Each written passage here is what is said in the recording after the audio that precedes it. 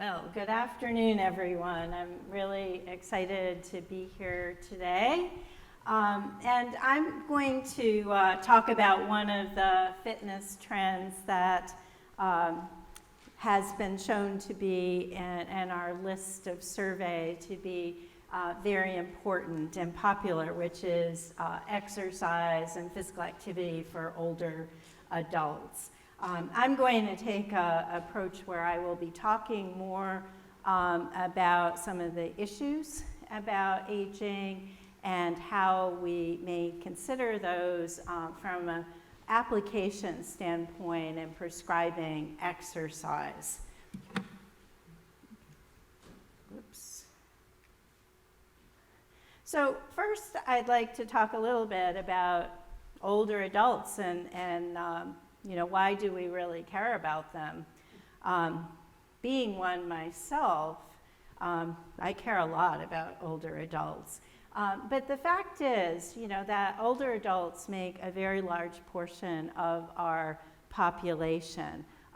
By 2030, about 20% of the population will be people over age 65.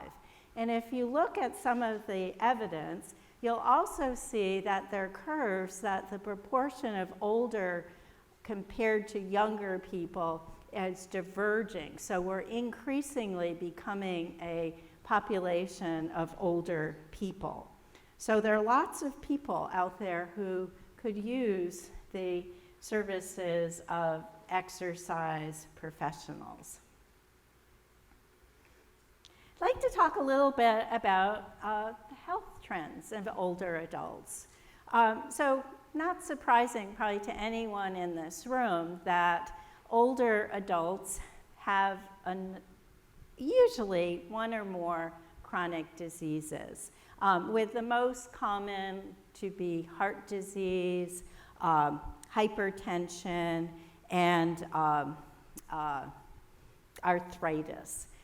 With other diseases being quite common as well, things like COPD, lung disease, and stroke, cancer, etc.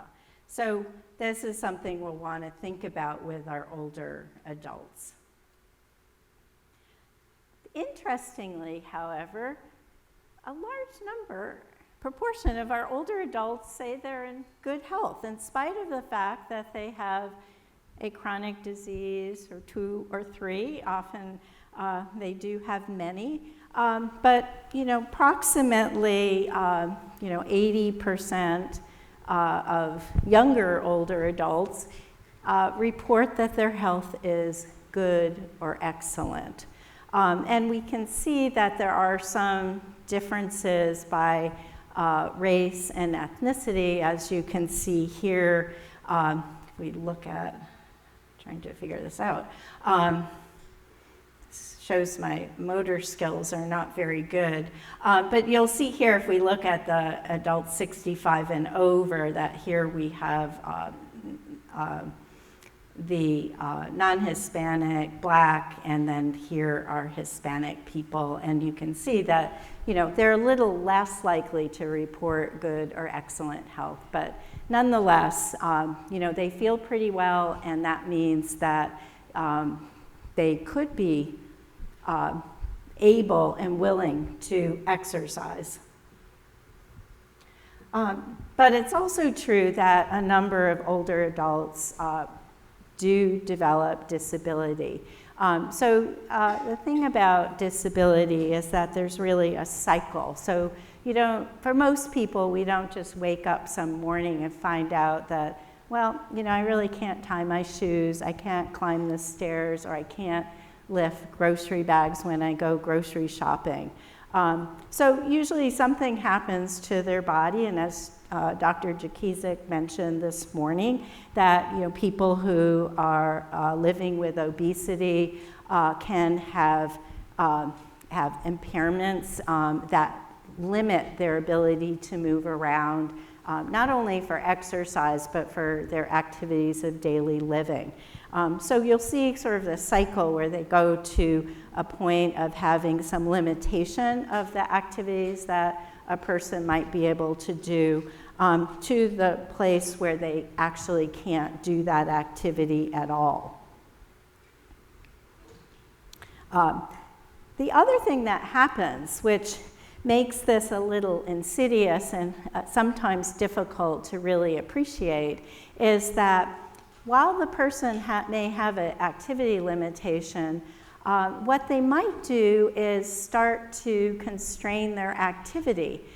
So, you know, some examples, well, we're in New York City, so, you know, one might be, well, you know, usually you go to the grocery store, buy your groceries, and bring them home. Well, we're in New York, so you could just call delivery. So then it may not seem that the person has changed their activity very much.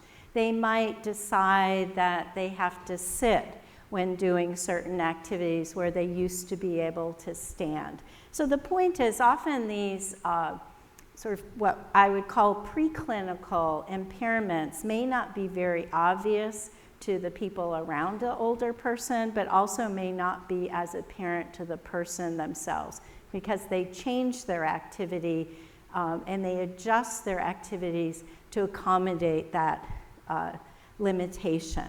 But eventually this disabling condition often does continue to worsen, and that results in somebody who can't participate, and for older adults that usually means that they are need to live in assisted living or in a nursing home or something like that, so they lose their independence.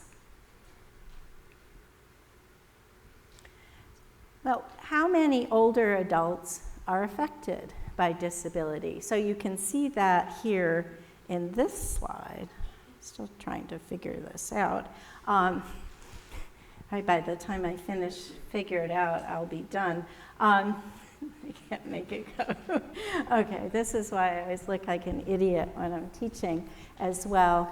Technology problem. But you can see in the top, these are older adults who have any disability. So you can see it's somewhere between 20 and 25% of older people over almost a decade where this has been tracked.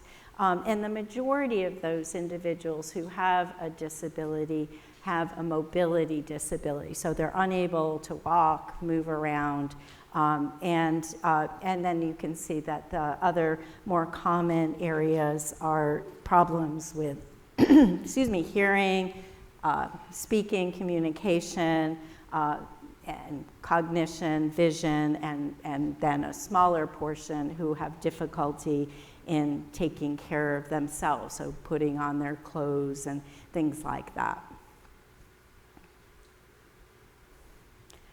And the other thing that we know about individuals who have a limitation, functional limitation or disability is that, maybe not surprisingly, they're less active. And so these are from an older study that Shreet Rosenberg and I did quite a while ago, but I think the data still illustrates the point. And what we did is we looked at data to see how active were individuals who were older and by their status. So we looked at individuals who had some functional limitations. So that was defined as somebody who might need a cane or something, but they were able to get around compared to somebody who had a very significant limitation of activity. And not surprisingly, we found very few of the individual participants in this study were active, so less than somewhere between 10 and 20%, with the individuals who are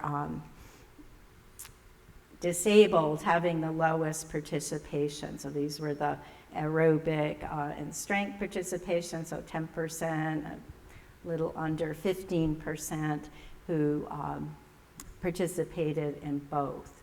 When we looked at aerobic exercise, we saw more participation, but still quite low. And again, we see the individuals who are disabled, who were maybe 20% of the sample, were meeting the recommended guideline target, and a few more for those who have some functional limitation, and the most active of the group were those who were without any disability or limitation.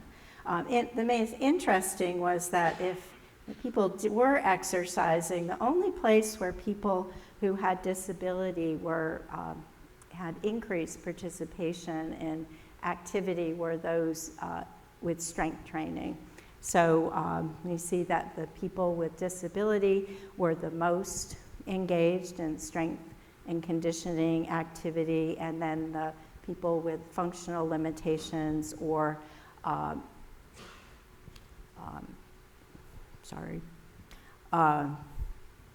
whatever I want to say, without a limitation, were actually fairly similar. And the worst news, of course, as no surprise, most people didn't do any activity.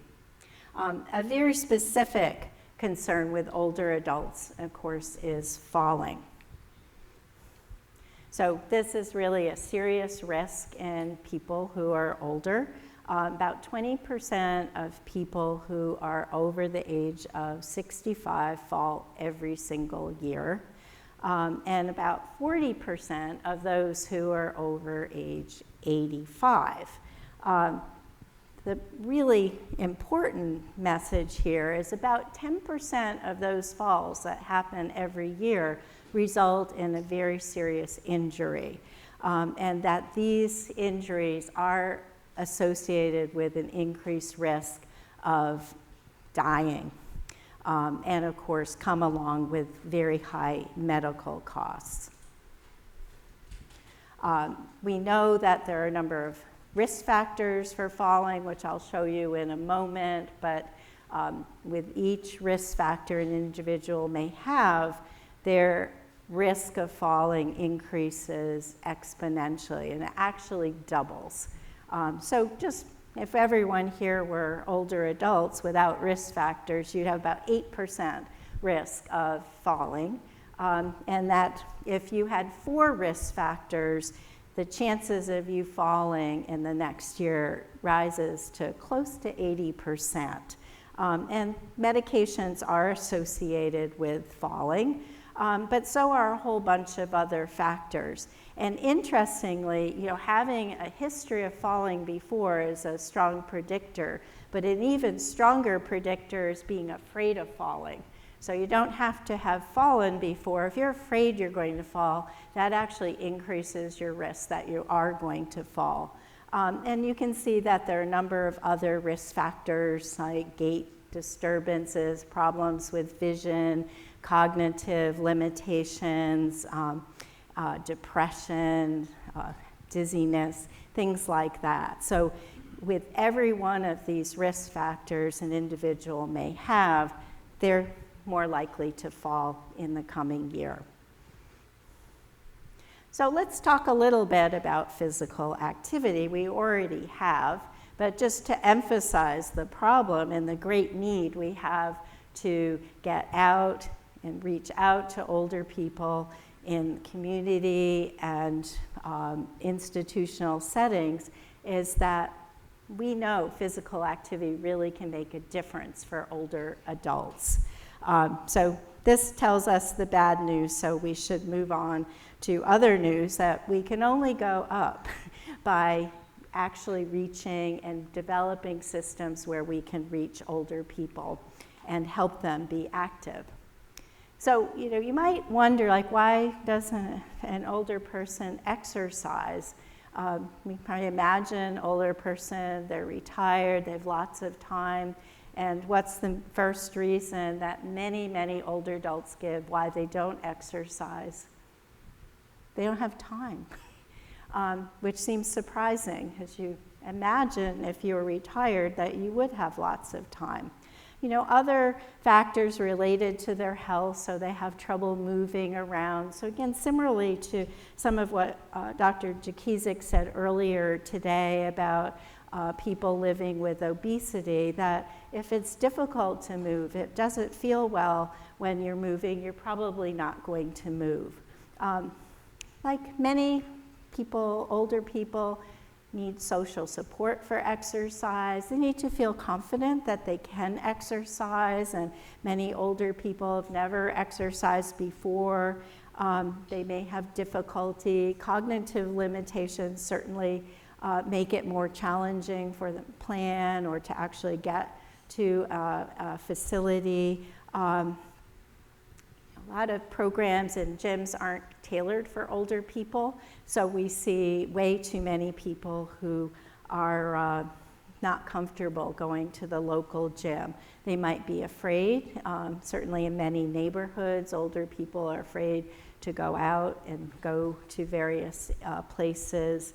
And finances also can be a big barrier for older folks. So these are all factors that we would need to address in order to make it easier for older people to become more active.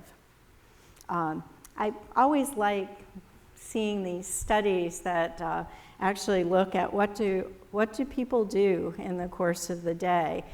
So this is a graph of older people with the youngest old, oops, I guess that's on this side, it's the opposite on my view, to those who are the oldest old. And I point out the one where the arrow is showing the leisure time. So you can see that, across the age groups, around 20 to 30% of time is leisure, and the rest of the older person's day is taken up with household activities and things like that. What do they do with that 20 to 30% of leisure time? Well, not a surprise, right? Television. Pretty mind-boggling. About 60% of that leisure, the course of the day, older people are watching TV. And they're spending about 3 to 4% of their leisure moving around, exercising, or possibly playing sports. So one of the things you may want to know about before working with older adults are some of the changes that we can expect with aging.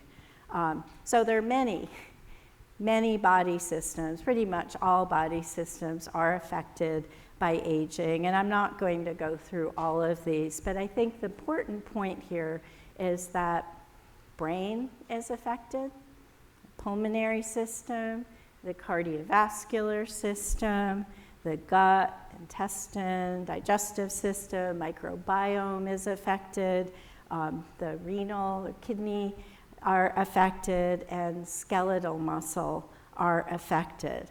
And some of the changes with aging may be able to be attenuated, but all of these changes do affect or can affect how an older person may respond to exercise.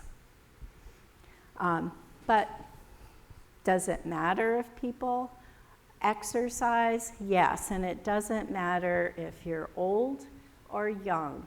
It's never too late to start exercising, and we know that lifestyle modifications, including being more physically active, eating healthy diet, and other modifications can really make a difference. So you're not doomed by your genetics.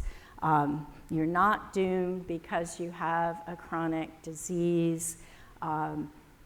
Certainly behavior makes a difference, and that's where we need to provide more behavioral supports for everyone to be more active. And we have ecological or environmental factors that may or may not be able to be adjusted. But those are all going to impact whether somebody's going to exercise. Why should people exercise? This is an old study, but it's one of my favorite. It's just a cross-sectional study of older people across 3 different categories of age, so 60 to 69 over here through 80.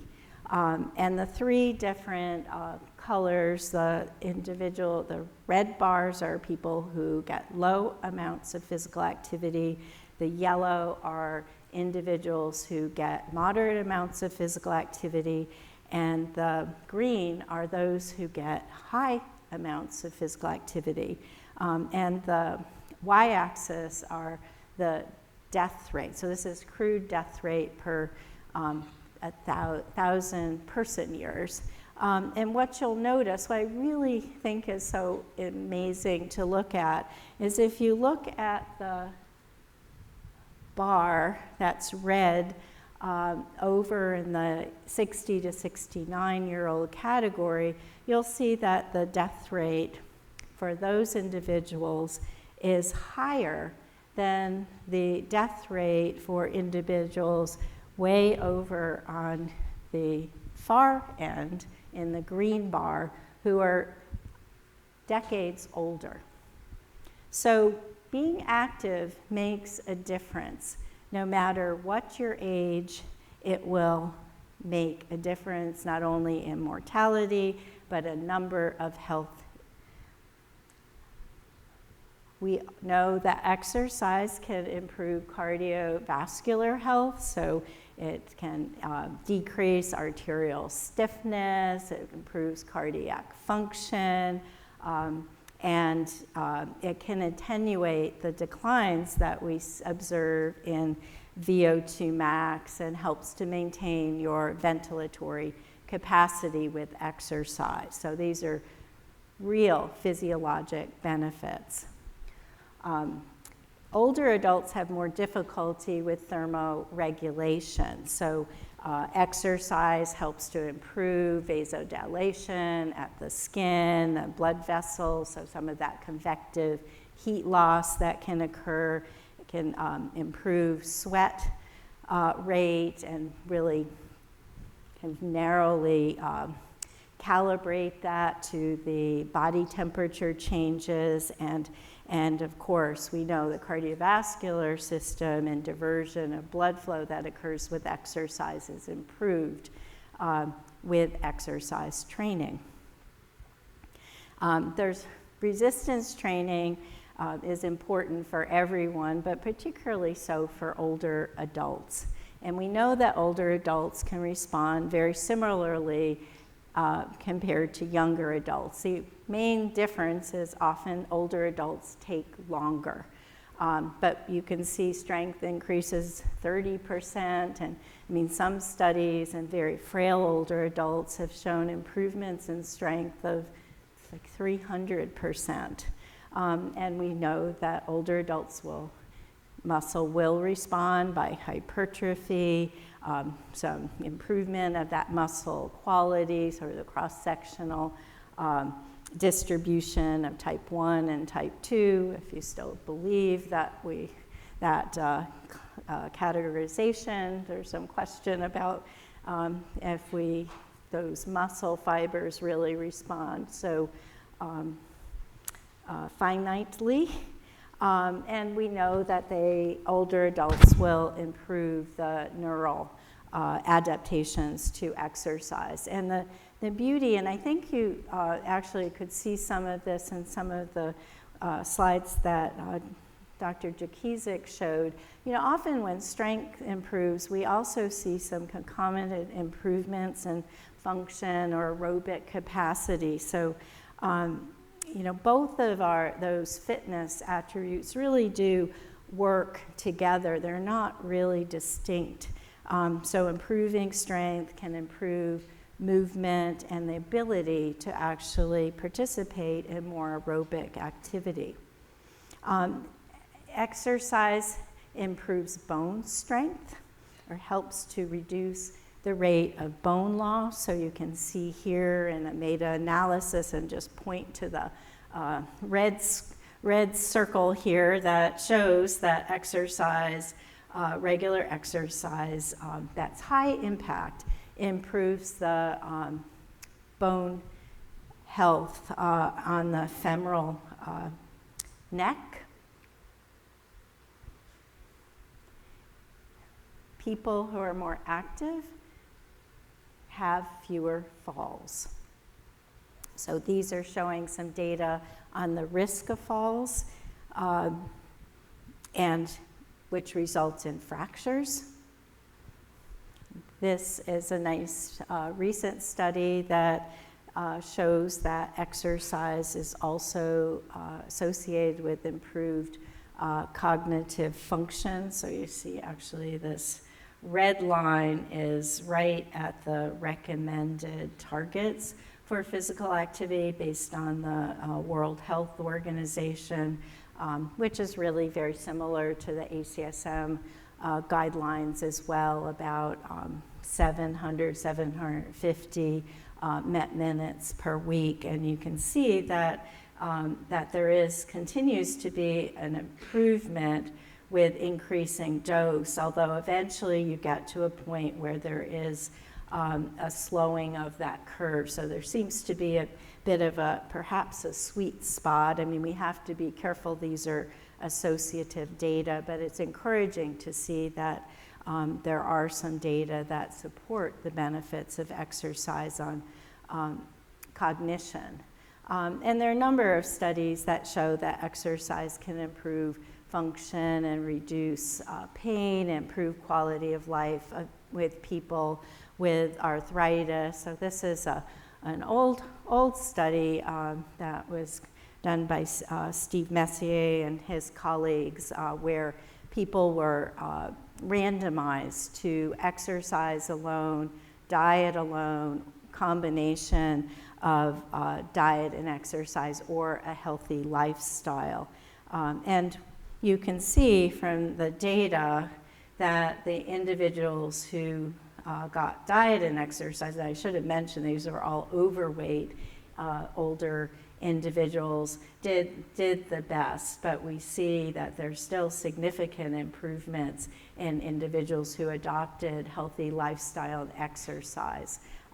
And these are based on self-report with the WOMAC score, which looks at function, and it's a self-report measure that's used quite a lot with people with arthritis.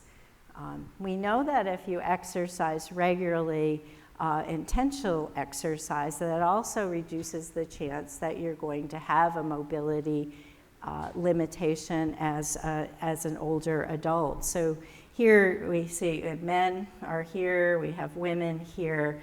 The dark line are those who are doing intentional exercise, so similar to what we would recommend for our physical activity recommendations. And then the sort of darker gray are the individuals who are moving, but they're not meeting the recommended activity targets. And then the light gray are the individuals who are not regularly active. And this is a longitudinal study that actually followed older adults over, well, you can see 2,000 days, so quite a long time. But what's so apparent is the big difference between those who are exercising. So this is probably they don't have a mobility limitation. Quite a bit of a difference between those who exercise regularly, those who do some exercise, so they still have some benefit. But you can see the very significant movement towards disability, even in those who do exercise with increasing age.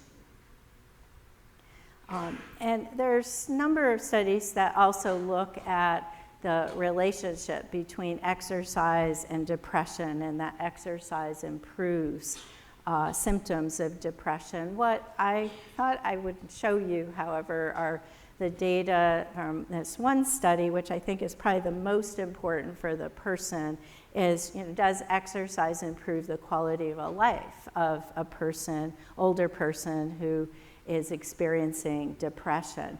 And this is from a study that compared individuals. So AT is not aerobic training. AT are individuals who receive medication for treating their depression, and the PA group, which is the gray line, are those individuals who received aerobic physical activity. It was aerobic training and some resistance training. And what they showed is that over a course of 6 months, the benefits of exercise relative to quality of life was almost identical to the improvements that occurred through those who received medication. They had more data to show that exercise can improve or reduce the risk of falling. You can see here, sort of modest, but it is consequential for individuals. There are many other benefits, but I think it would be helpful to finish this portion of my talk just to emphasize some of the major findings from the Physical Activity Advisory Committee report, which is the scientific report that informs the U.S. physical activity guidelines. Their summary statements: exercise, not surprising to those of us who like exercise, improves sleep function, makes people feel better, reduces risk of chronic diseases. It also improves management of many chronic diseases, and we know that it impacts positively weight management and can improve cognitive function. So if you're going to exercise or work with somebody who is older, there are a number of things you'd want to consider, and you can see them here. I've talked about a number of limitations, but these are things you'd want to have in mind as you're thinking about counseling that person and helping them to develop an exercise prescription that'll work for them. So we want to think about those physiologic changes that occur with aging that may affect exercise responses. How do we have to consider the chronic diseases or conditions that they have? What kind of medications? Do they have any disability or limitation? And also, what are those practical pieces? Do they have access to a gym? Do they have transportation? And always want to consider culture and language as we're working with that individual and developing their exercise plan. So some specific recommendations. They're not so different than how we would recommend exercise for any adult. Starting low, progressing gradually. I think the recommendations, again, I think Dr. Jakizik said that so well this morning, is that for people who haven't been exercising, we just want to get them moving first, and then gradually have them progress as they're able and as they feel comfortable. There are some guidelines specifically for older adults, and those would be appropriate to apply to an older person. We want to adapt to the individual circumstances, their function, their health status, their fitness level, as well as socioeconomic and environmental conditions. And as with any adult, we want to try to work with them to set a sustainable goal. So you'd much rather have somebody exercise every day for 10 minutes and do it regularly than tell somebody they have to do 15-minute high-intensity exercise routine that they don't enjoy because they're not going to keep exercising. So really thinking about what works for that individual, what they want to do, and something that's going to lead to some meaningful goal for them.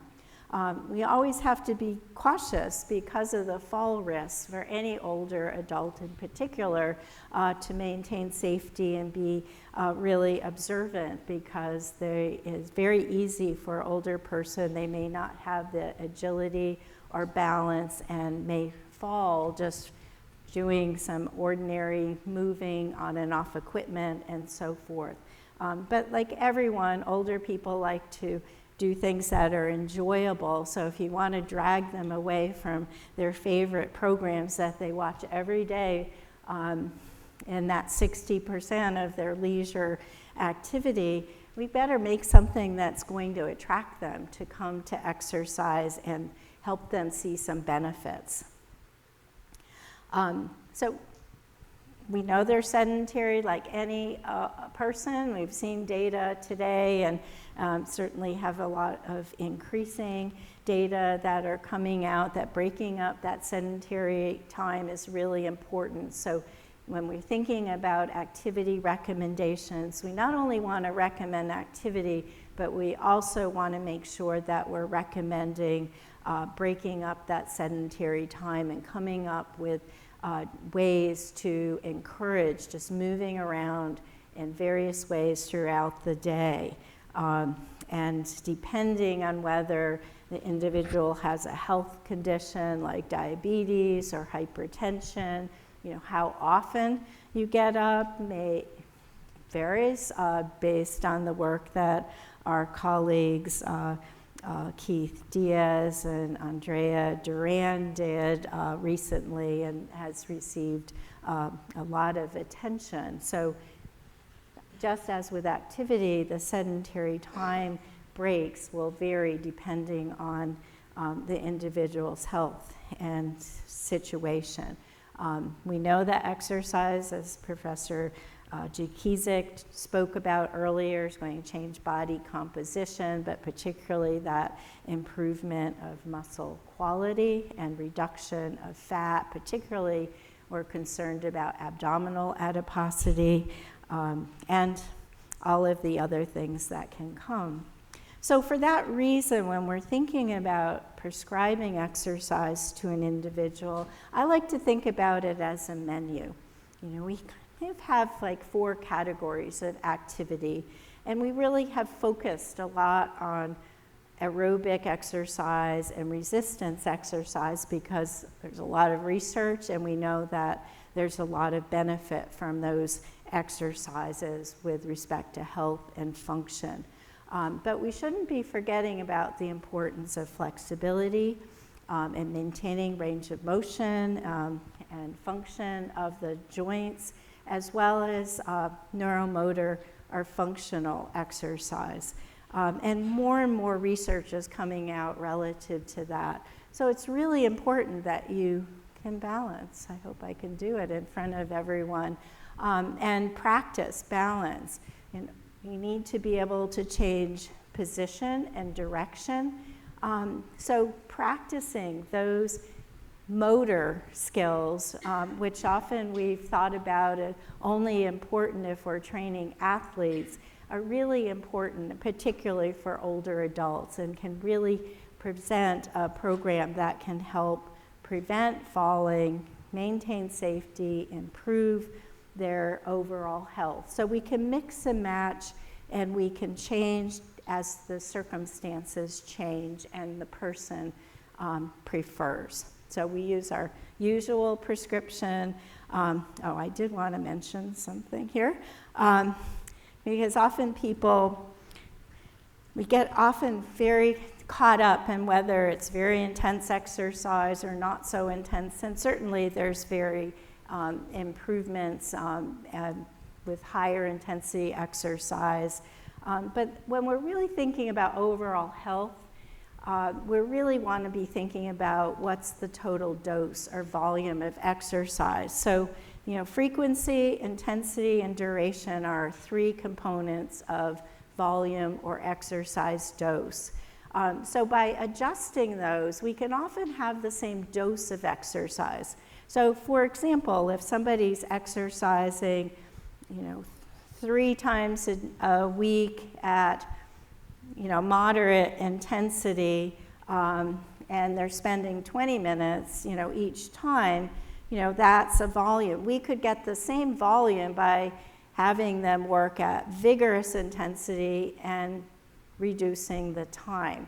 So you can really adjust these, and particularly with older folks, this is a really a helpful way to be thinking about, whether or not the person is reaching their target, because we know that the target is about 750 MET minutes per week, and I can see I'm running out of time always.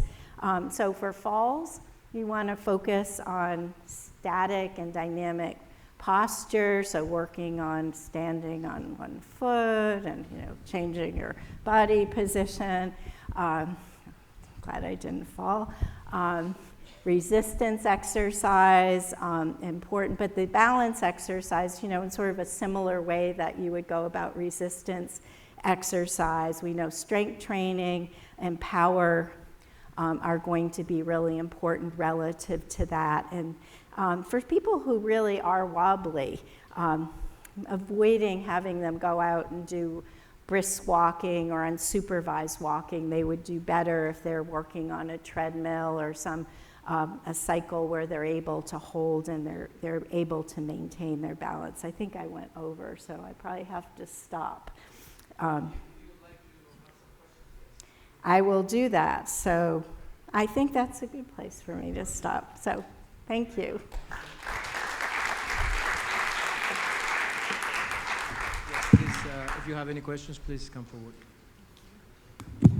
Hi, thank you very much for your talk. I work a lot with older people, trying to get them moving again or to continue to move. And one of the slides caught my attention. I was wondering if there was more you could direct me to find more information about it. And it was around the quality of life improvements with medication versus exercise, and they were basically progressing at the same rate. And I was wondering if you had a reference for when you do both. So exercise and medication, if it does increase the effective result. Well, that's a great question. Yeah, I mean, I think most, there are some controversies still relative to that issue. I think most healthcare providers, mental health care providers would not argue that we should just have somebody go exercise instead of giving them medication. I think the goal of these studies was to try to assess perhaps what the relative benefits are.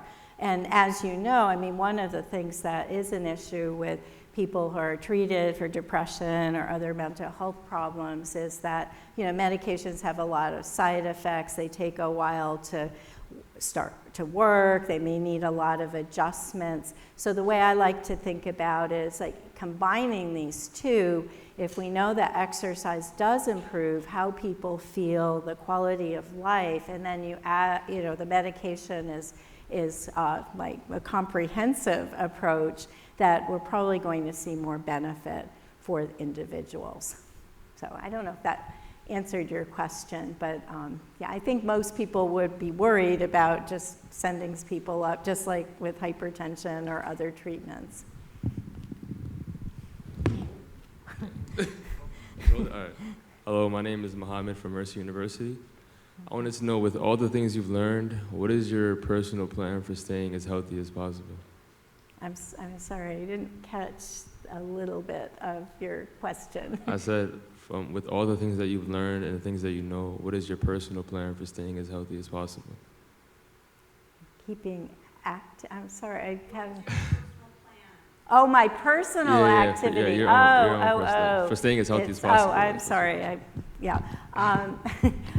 Well, what do I do now? I'm an older person. Well, I'm mostly into the walking routine instead of running for various reasons. And I do Pilates and weight training. And when I can, I like to go backpacking and hiking and try to move around as much as I can. But yeah, I would swim if I had a good location.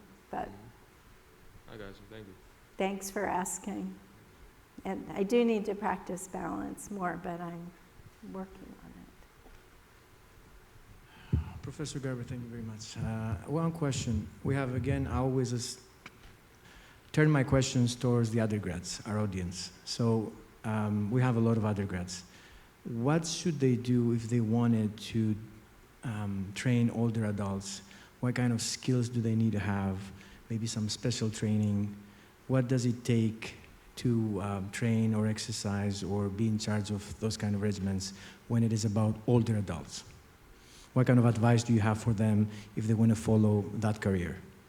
So to To be able to to be able not very good. to be able to train older adults. Yeah. What kind of special skills they may Oh, need? special skills. Thank you. Thank you. Sorry, the way the sound is, I'm missing some of my hearing too. But I think one is really understanding more about what happens with aging. I think your biggest skill is that you can talk to the individual and really understand what they are interested in. But I think often what we find with exercise people too, we're pretty fit and we can do things and we think, oh, everyone could do this. It's very simple. Of realizing that as people get older, they may have more difficulty in certain movements, that they may need more time, and that some require skill. So just really recognizing the differences between an older person and developing your observations so you can see how that person's responding to the exercise. Because then you'll catch any of the problems that may occur you'll notice that they might have balance. So whereas you might work with younger people, you may just have them get on the treadmill, get on the bike. With an older person, you want to just make sure that you're staying more close. So I think those are the most important things. And being familiar with the various recommendations and guidelines for older people. Thanks so much, Dr. Garber. Always good to hear you speak. I'm Heather from NYU. Along the lines of feeling comfortable and having balance challenges and some other limitations you mentioned, there is a hesitation for exercise. So do you have any insight on how to motivate this population to be more active? Yes, great question. Yeah, I think when people have spent, especially the older people, have spent most of their life not moving, I think sometimes people think that it's not going to make any difference for them. So I think some of the things I like to do is to try to find out more about what they like to do and see if we can connect some movement that may make something they like to do easier, or try to figure out ways that you can add that movement. I think for a lot of older adults, one other issue that I didn't mention is that often they may be more isolated, they may have reduced social circles, they may, because of various limitations, not be able to get out. So sometimes it's just the social piece that they go and they get to talk to other people and they have fun. So those would be some of those. But I think for everybody, trying to connect what they think is important with what we believe will help them will tend to be more successful. Thank you.